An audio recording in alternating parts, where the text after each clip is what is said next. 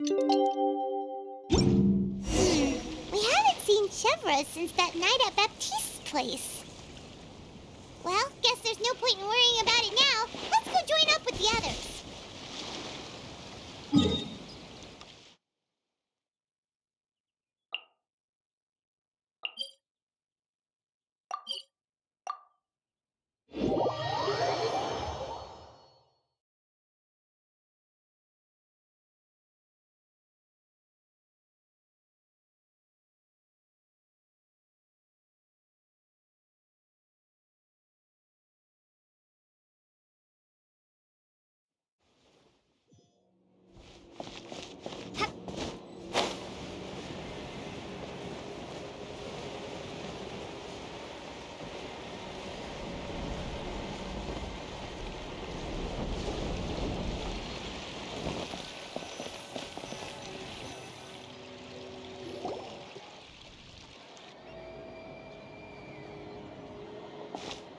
Good morning!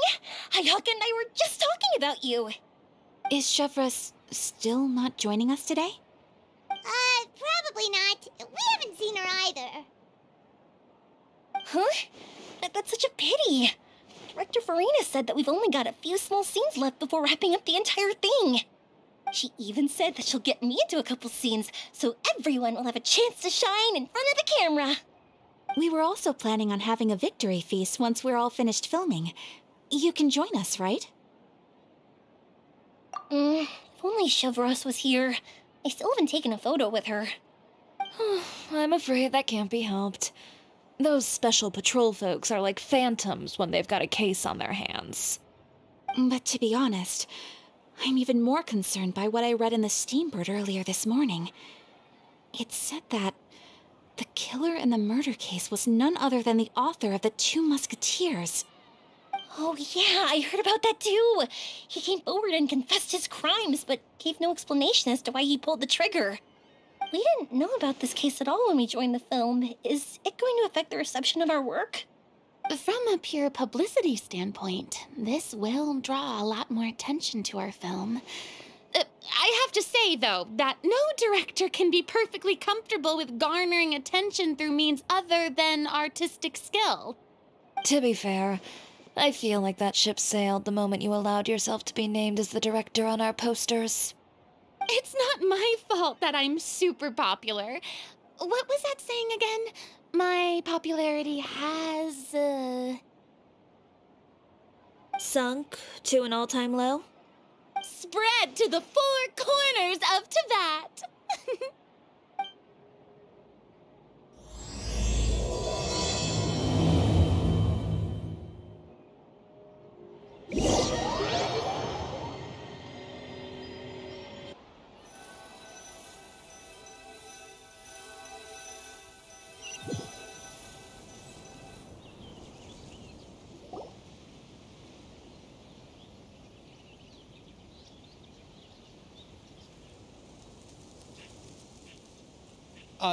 Excuse me, everyone. Xavier! Feels like it's been ages since we last saw you. I've been talking nonstop with the Film Association, and I'm absolutely swamped trying to coordinate the film's marketing. So forgive me for not being around more often, but please believe me when I say that I will make sure everyone's hard work gets the exposure it deserves. Oh, seems like you've been fighting your own battles. Yes, that's one way to put it. Oh, and before we begin the final round of filming, please allow me to finally introduce you to the original investor of our film, Mr. Morris. A pleasure to meet you all. Yes, glad to make your acquaintance, Mr. Morris. We've heard about the issues you've encountered with your financial situation, and genuinely hope that things have taken a turn for the better. Oh, well, the situation has indeed improved somewhat. Don't worry, Mr. Morris. Accidents and last-minute challenges happen all the time. There's no need to blame yourself over it. The good news is that we're almost done filming now, and I would even say that this is the best story I've ever seen. Is that so? I see, that's great news. All right. right, now that we've gotten all the pleasantries out of the way, let's get this show on the road. We'll mostly be filming typical people and scenery from the streets today to improve the sense of environmental ambiance in some parts of the film. Oh, and there'll be a cameo for Mr. Kamisato and Miss Yoimiya as well. They'll be used to show outsider perspectives on the fates of the two musketeers. That's right. Ayato should be here any minute. Excellent! Then let's start with the scenery shots. Camera and clapper loader, you're up. Yep, we'll be ready. Remember, all we need are some wide zoom shots of the streets. If you happen to find some particularly lovely patches of flowers and grass, feel free to grab some close-ups of those as well. Ready? Lights! Camera! Action! Okay, now move the camera slowly. Try to focus on that flower. What's wrong? Just adjust the focal length a bit. Something the matter? Huh? But wasn't it working fine for all the days before? Veronique, can we try a different camera? No problem. How about this one? All right, let's give it another try. Lights! Camera! Action!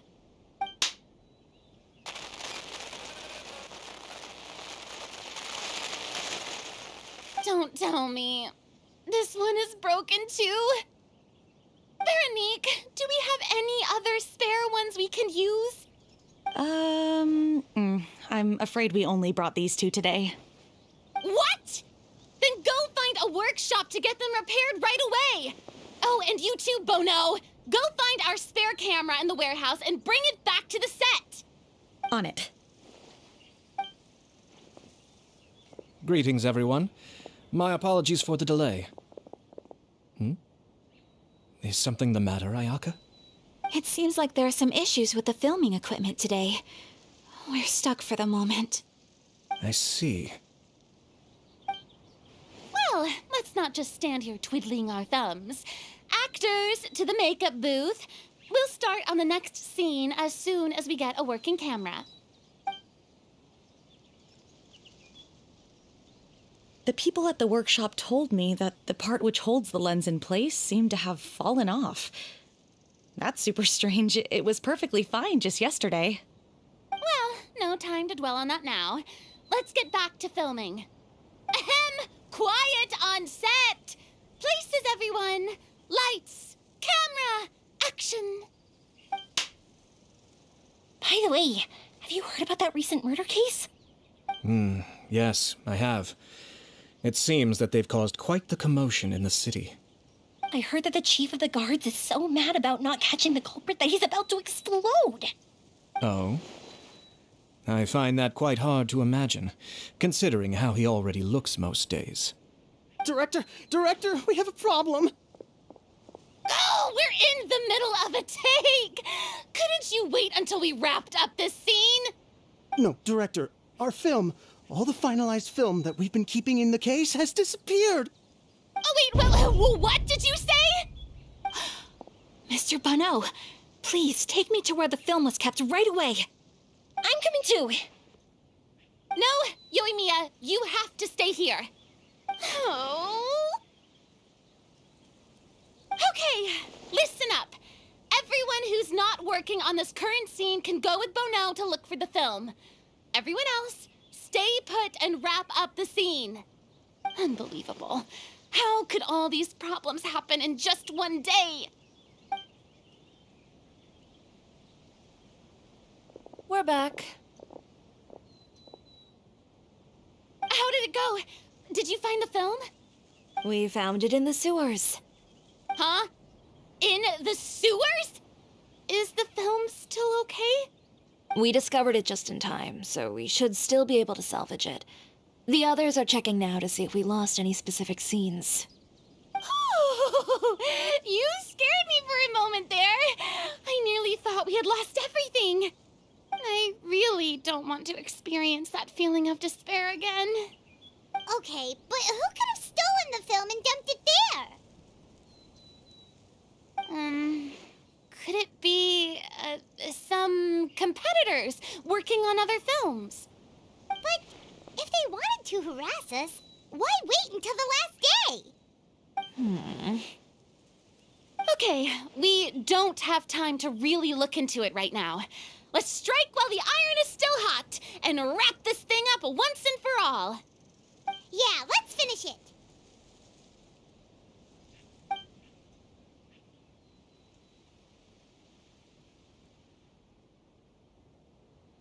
I would like to officially announce that our entry to the festival, The Two Musketeers, has now concluded filming!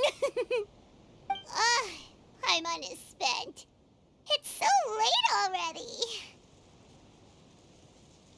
Even though the filming process proved to be extremely challenging, everyone provided valuable and unique contributions to the final product. Thank you all for your dedication and support. And just like Director Farina, I would also like to extend my most heartfelt thanks to all of you. Really, you've all helped me so much. All right. Let's save the awards speech for later and hopefully also get some rehearsals in before the real thing. Anyway, now it's time to party! Let's all make our way to the beach and have a celebration feast so loud and fun that even the blubber beast will want in. Party, party! Paimon wants to party!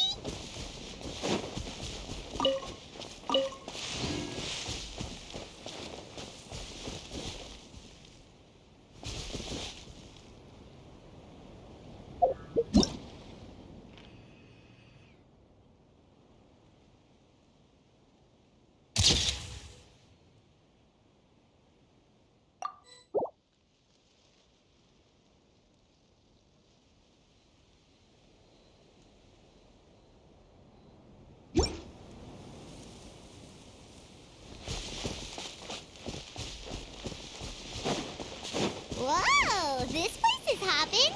Everyone's finally getting to relax after wrapping up the film. Let's go chat with someone. Have you ever seen a fireworks show, Mr. Morris? It's pretty amazing. I'm afraid I haven't, but I'll take your word for it.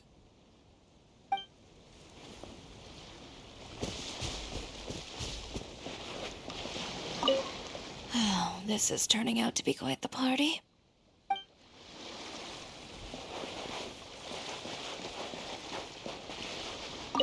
I was thinking, if this film turns out to be a success, could I ask the two of you to stay and be a part of my crew?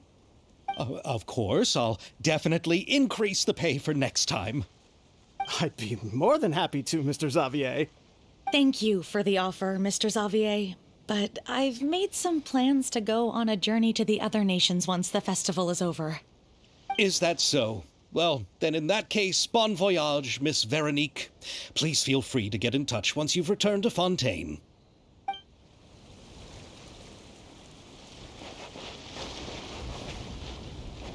Farina!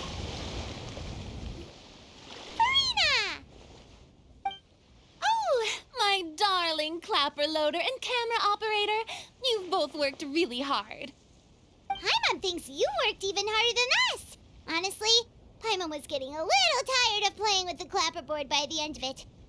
Worst of all, Paimon started having dreams of you shouting, "Lights, camera, action!" into Paimon's ears. The actual dream can't even start until you've yelled that. Hey, if anything, shouldn't I be more grand and delightful than your dreams? We've been through so much together, and that's how your brain remembers me? That's not Paimon's fault. We've just used the clapperboard too much lately. Anyway, what's most important is that we wrapped the film. I'm pretty confident that we'll take first prize.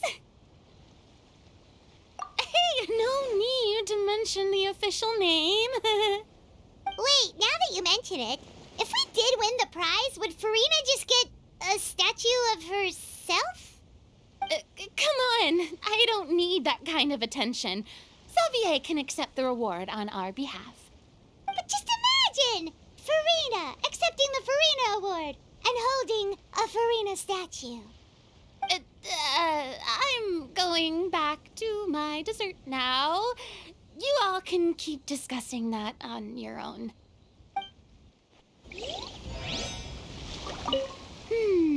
What kind of dessert should I try next?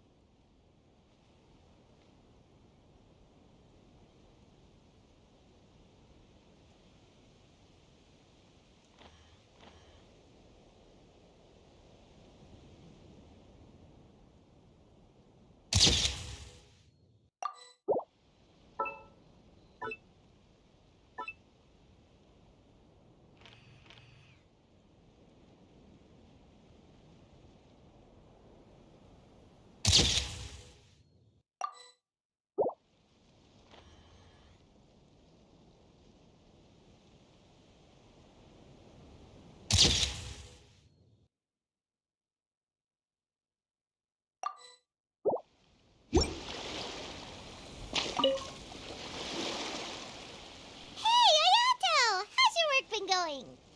Everything went rather smoothly. Thank you for your concern. Ayato told me that we've already confirmed the dates for some Inazuma Fontaine cultural exchange events. So the next time we visit, we'll be doing so in our capacities as the representatives of the Yashiro Commission. Oh, that's great! Then maybe Paimon will be able to find Fontaine detective novels in Inazuma from now on. Oh, wait. Wouldn't Yai Miko get upset if that happens? That would be stealing some of her business.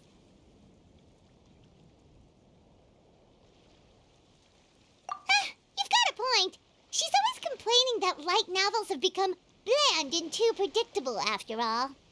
The cultural exchange won't only feature literatures of both nations, of course. We have also made plans for cross-cultural engagements in the fields of gourmet cuisine, toy making, and artisan craftsmanship. Whoa! Paimon's getting super excited now! When the time comes, be sure to visit and participate in all the events.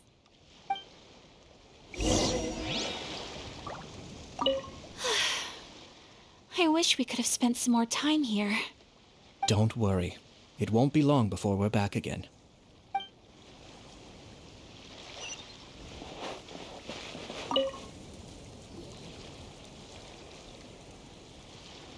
Shiori! Hey, you two. Are you not really into these kinds of big social occasions? Not particularly. But this is still better than Fontaine Fashion Week. But if this film becomes a big hit, people will definitely come flocking to your shop. Yes, that's highly likely. As long as the film can premiere as planned. Are you still worried about the case? That and all the obstacles we had to face today. You're right. It's as if all our bad luck just manifested at once. But why today of all days? No. No, it's nothing. We've already delivered the film to the editors, so there should be nothing more to worry about. How are you doing, Mr. Morris? You having a good time? Well, you could say that. Do you happen to know when the party is scheduled to end? Judging by how much fun everyone's having, I'd say probably not until well after midnight. Is there something that you still have to take care of at home, Mr. Morris? Oh, well, I'm just not a late night person, so I might take off shortly. Oh no! Silly me. I almost forgot something super important. Oh, what is it? I prepared a whole batch of fireworks for the party, but I forgot to bring them over from the warehouse. Fireworks, you say? That's, truly a pity. Sorry things didn't go as planned. Could you help me carry them over, Mr. Morris? I won't be able to fetch all of them by myself. Me? Are you sure that you can't find anyone else? I just wanted to make this a surprise for everyone. The warehouse isn't far from here. We'll be there in no time. Pretty please, Mr. Morris. These are some of the best fireworks I've ever made. So I also want you to see them before you leave. They're stunning. I promise that they'll be a once-in-a-lifetime experience that you'll never forget. But... It's okay. Just come with me. If we're sneaky enough, nobody else will see us leaving. All right. The warehouse is right over here. I moved the fireworks there in advance, so it shouldn't be too much work bringing them back. It's still a ways away from the party. Sorry about that, Mr. Morris. It's probably because I'm used to carrying fireworks all the time, so it doesn't feel like a lot of work to me.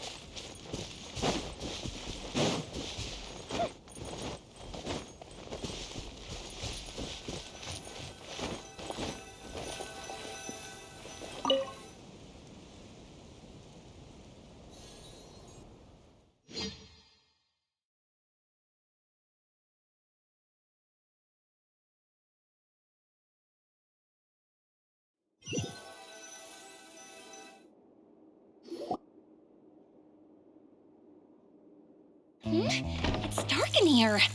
Wait here, Mr. Morris. I think the light switch should be somewhere over here. Why did I have to get roped into this? What was that?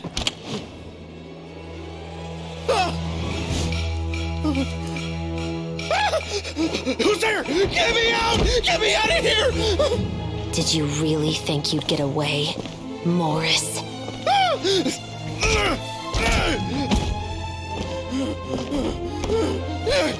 You've got the wrong guy. It wasn't me.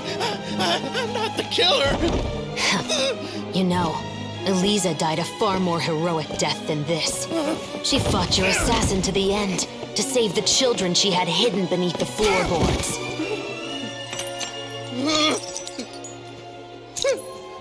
That is Eliza's pendant, the one with a photo of you two inside. The one you gave her. Ring any bells? It's a fake! It has to be! There's no way! No way your assassin didn't destroy it, you mean?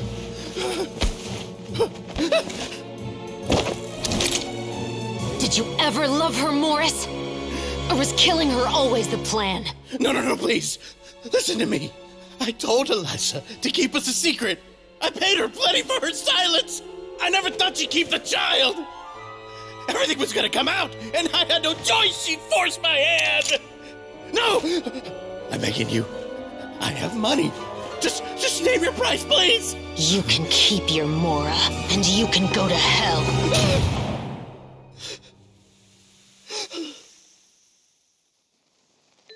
I'm Captain Shovraz of the Special Patrol. Morris, you're under arrest for Eliza's murder. Huh?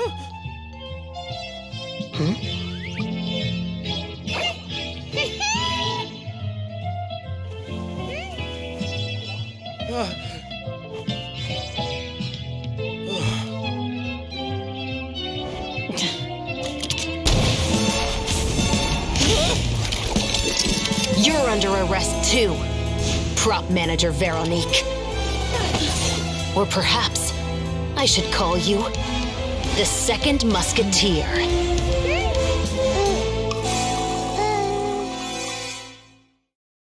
Wait, what's going on? This wasn't in the script. Drop the gun, Veronique. Why? Why would you keep me from exacting revenge on this heartless monster? Drop your weapon. This is my final warning.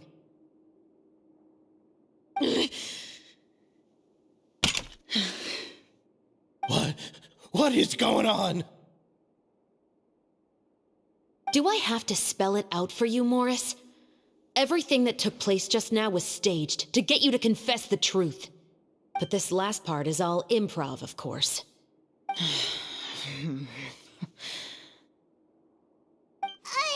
Shivers, you told us you wanted us to help you stage a play. You never said anything about the second musketeer. It's because even I had no way to confirm my theory until now. Thank you for your performance, Yoimiya. Could I trouble you to go and bring in the other Special Patrol members? They should be on standby just outside. Oh, and please tell the other cast members not to worry about us. We'll be rejoining them shortly. On it!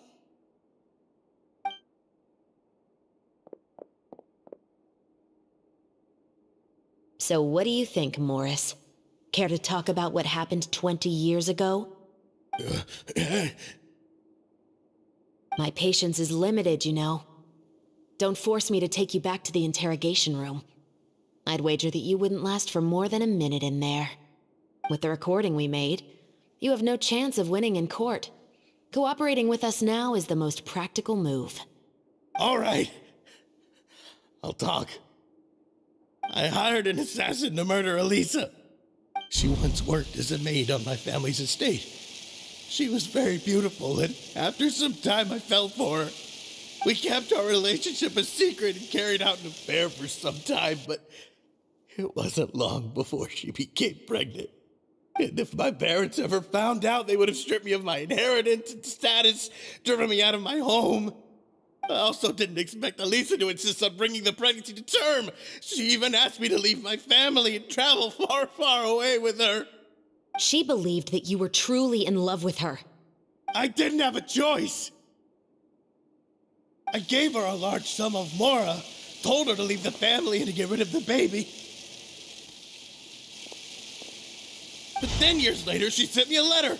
There were photos of 2 children, and she even asked if I could find some time to visit them. Huh? 2 children? Paimon thought Baptiste was the only... you mean... Even if she had the children against your will, you could have just ignored the letter entirely. Why kill her? I had just gotten engaged to be married to an heiress from another wealthy family. So if anyone were to find out about Elisa, my life would be completely ruined. I didn't have a choice. No, you always had a choice. You just made the wrong choice. Again. Do you know how it feels to watch your mother be killed right in front of you? My brother and I were hardly even school age yet. We were hidden beneath the floorboards, grasping each other's hands like a lifeline. We were so terrified that we didn't even know we could ever take a breath. All we could do was to watch Mother try to fight back, and then collapse to the floor. Even after the assassin left, we were still too terrified to leave our hiding spot. We thought that he might come back. It was only until the next evening when we finally climbed out and gathered around our mother. But she had already become cold and stiff to the touch. You made up your mind right then and there to bring this case to light. Not only that, we resolved to get our revenge.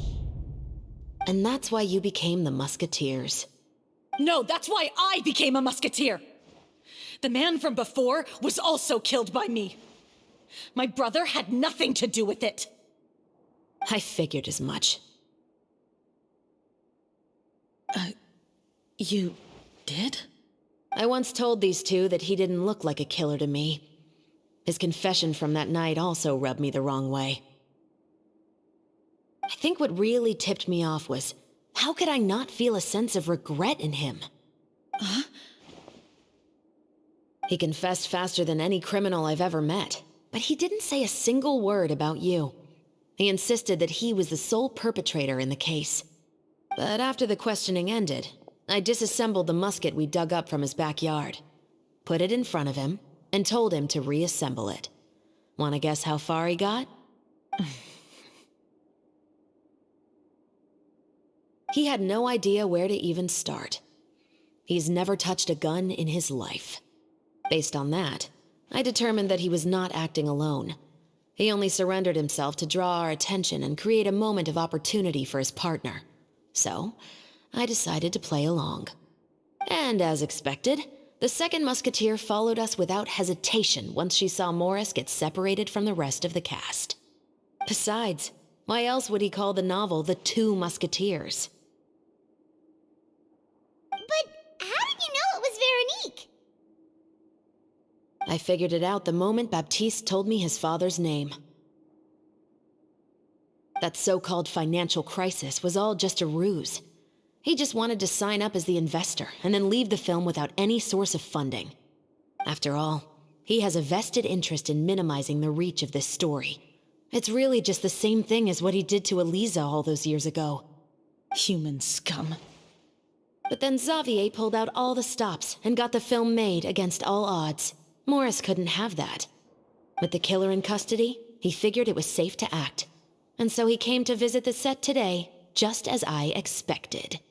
Wait, so you were behind all those mishaps today?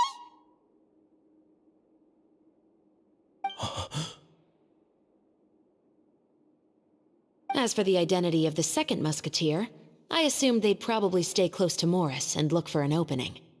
And if they already knew that Morris was the film's investor, then that narrowed the list of potential suspects as well.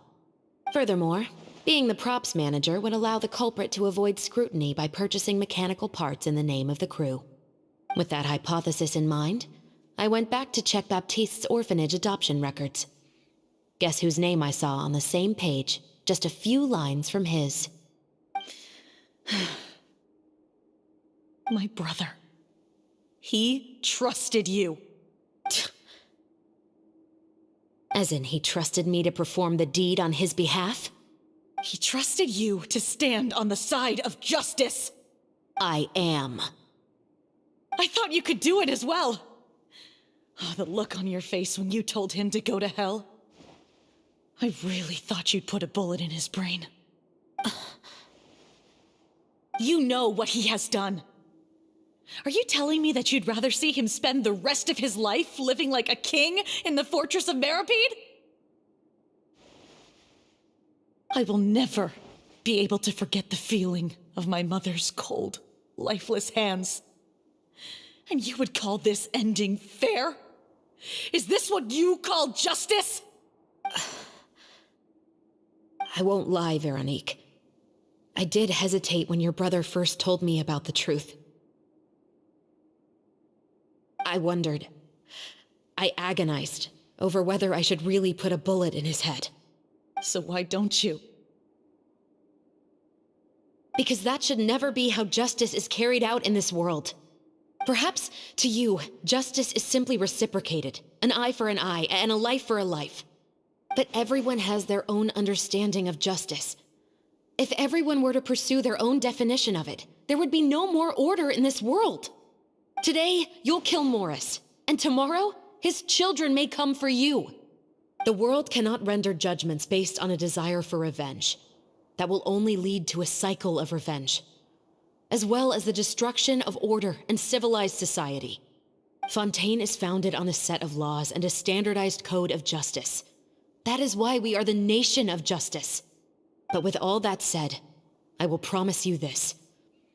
Morris will not lead a cushy life in the fortress of Meripede. Chevreuse, the rest of the special patrol is here.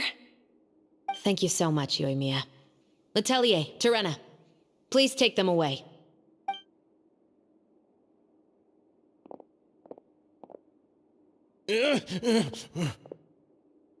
I still can't agree with your reasoning. I know. Justice has not been delivered. At least, not today.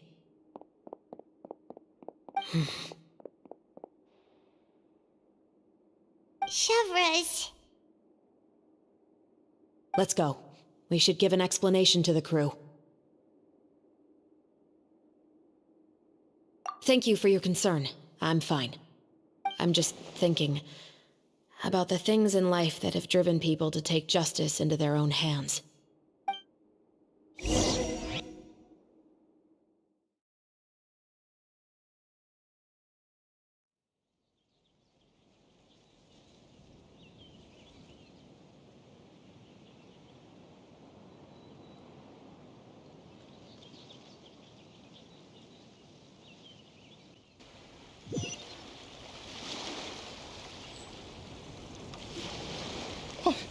Who would have thought Morris would turn out to be... I'm at a loss of words. How could he have done something like this? I'm just glad that you're all safe and sound. Who knew that such a labyrinth of cases would be behind this story? Well, what should we do now? We have a finished film, of course, but should we still go ahead with the premiere? What do you mean? Shouldn't you be even more motivated to spread the word now that you've learned the truth? Chiori is right. I'd also like more people to see this story for themselves. But the real ending of the story seems to have deviated somewhat from the one in the script. Is that still acceptable to you, Miss Chevres? The call is yours. We still have time to reshoot an ending if that's what you'd like. No, it's fine as is. I like what we have for the catharsis. Romanticism is what gives works of art their appeal. Fiction is able to explore means of restitution that could never work in real life. Just like the real world, the world of stories also has its own set of rules and justice. These different possibilities are what initially drew me to reading in the first place. Sounds good to me. I support your decision. What about Veronique? Will she be okay? She will soon face her judgment alongside her brother and Morris. If I had to guess, they'll probably all be sent to the fortress of Meripede. I'll make sure to give Risley a heads up about it. Oh, you mean that kind of heads up? Exactly. Ahem. All right, then the matter's settled. Now that everything's been taken care of, there's no reason for us to keep looking all gloomy and grumpy. Let's get back to the feast and enjoy each other's company. We'll be starting the post-production process tomorrow. You should join us, Chevres. You missed the first few hours of the party, didn't you? All right. Count me in. Then I'll wait for you over there. There's still some good news that I'd like to share with Chevres. Traveler, Paimon, could you wait for me by the sea after the party ends? I'd like to go on a brief walk with the two of you. Thank you very much.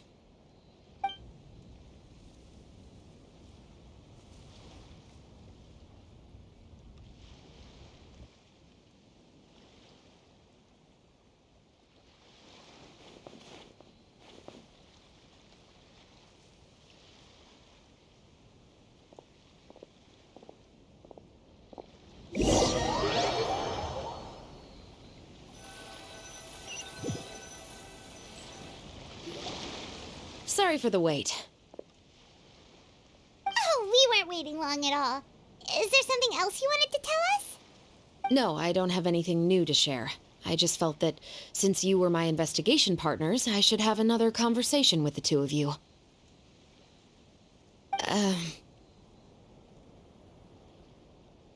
Traveler, how would you have responded to Baptiste's request if you were in my shoes?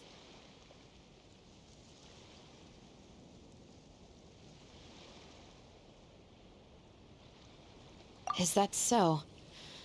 Well, thanks for sharing. When I was young, my father often took me here to swim. We'd come rain or shine, even when it was freezing cold. He told me that swimming was the best activity to train one's strength of will.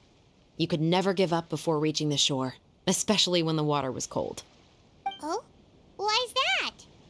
Because the moment you give up would be the moment you die. At that point, I still hadn't received my vision. One winter, the chilly wind felt almost like knives on my skin, and the seawater was so frigid that it numbed my toes the moment I stepped in. I cried and begged my father to spare me from having to swim across, but he wouldn't listen. He used to be a member of the Special Patrol as well. You could say it was his way of educating his children. That sounds awful. When he saw that I wouldn't stop crying, he just picked me up and tossed me into the icy water. The bone-chilling cold took away my senses. I couldn't feel anything but fear and rage. I waited for my father to save me, but one look and I knew he'd already started swimming for the opposite shore. I realized that if I were to give up, I really would die right then and there. I used all of my strength to try and catch up to my father. Those few minutes felt longer than my whole life up until that point. I did, however, make it to the other side. I've never felt afraid about anything in my life after that, nor have I ever cried again. That way of teaching would have never worked on Paimon. Yeah, I don't think that was the right method for anyone. It's just that, working now as I am in the pursuit of justice, I still sometimes feel like I've been tossed into that winter sea all over again. The anger and the helplessness. Chevreuse. But the worse I feel, the more I know to never give up. The alternative would be to forever lose myself among the waves. Anyway, how about a race? Neither of us will drown, but we can still see who swims faster. You guys go ahead. Paimon will grab the clapperboard to mark the start of the race.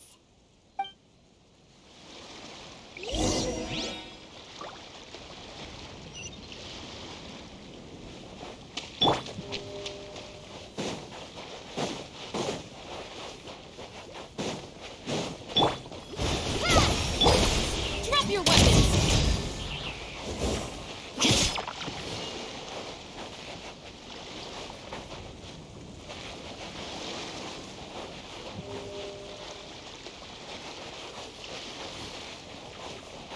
Stop right there!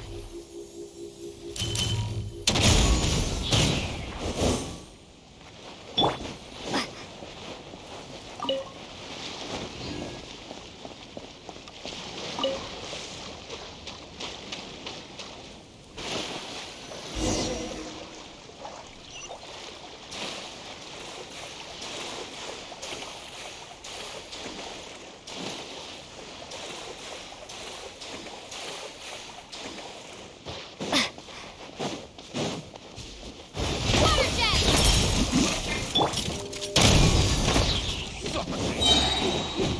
Justice will prevail!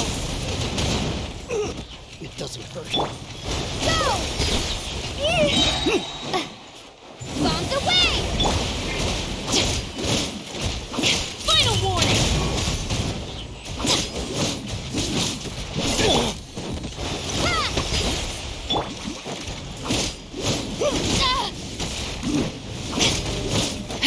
Suffocate!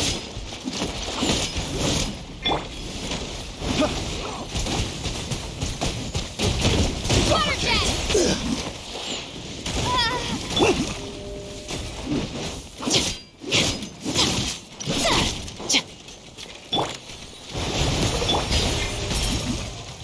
Drop your weapons!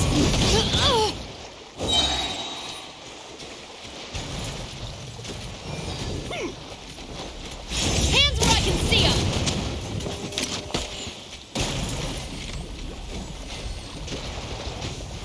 Final warning!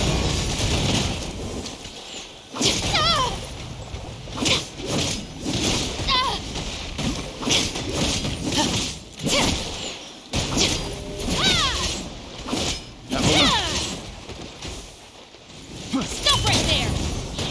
Suffocate! Justice will prevail! Picked the wrong test subject. Whoa, that felt good. You were so fast in the water, Chevreuse. You were swimming even faster than Paimon can fly. So, about the special patrol.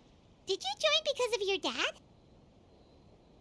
Partly, but I'd say I was more inspired by the heroes I read about in stories growing up. Oh, so it's due to your love of stories.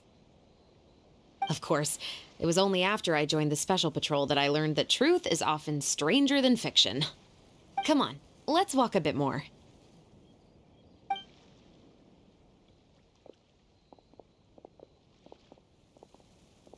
To be honest, I do sometimes question whether the decisions I make are the right ones. But I know that no matter what, I must keep swimming. Because the only thing I've got my eyes on is the shore in the distance.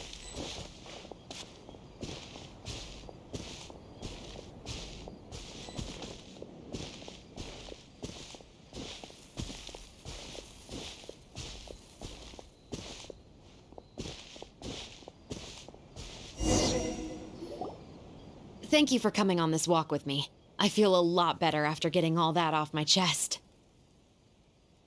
Huh. We're nearly back at Baptiste's house. Huh. You're right. I didn't realize we were so close. He really did plant a lot of flowers. It's just like how he described it in the story.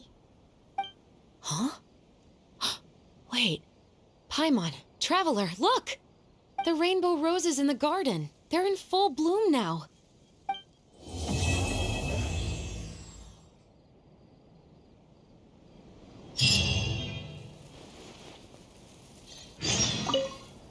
Even though it's a bit late, I must thank you for investigating this case with me.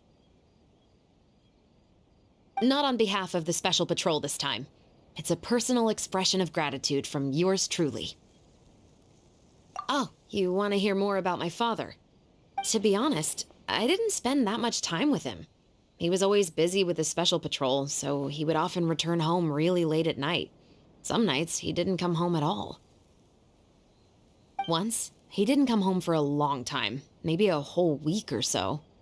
When I went out to buy food, I learned that he had become a criminal, and by extension, that made me a criminal's daughter. But we can talk about that another day.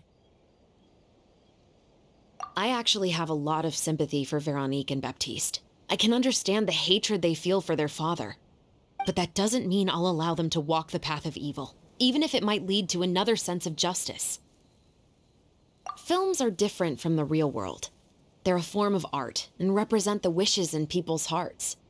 I adore the two Musketeers, and I'm very happy to have had the opportunity to act the role as one. I can't wait to catch the film when it premieres in the Opera House. I'm looking forward to seeing the audience's reaction to the climactic ending. Thank you for looking out for me. I'll see you at the award ceremony. I'd be very surprised if we don't win.